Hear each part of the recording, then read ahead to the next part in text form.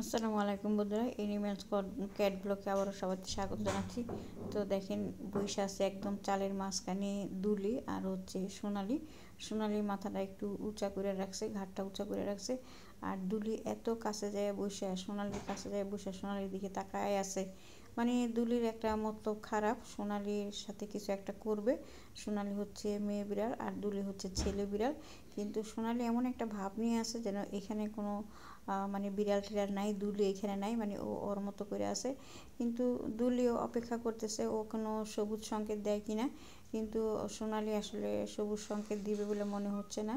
অনেক সময় ধরে দুলি এখানে বসে আছে এবং চুপচাপ বসে আছে, ওকে ডিস্টার্ব করতেছে না। কারণ দুলি মানে একটু বড়, তো দুলি একটু বড় আর সোনালি হচ্ছে ছোট, বয়সে অনেক পার্থক্য আছে।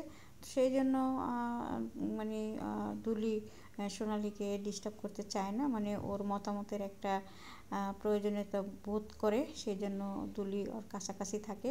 ও খুব কাছে যায় বসে থাকে, এমন একটা ভাব করলো যেন ও এমনিতেই এখানে বসে আছে।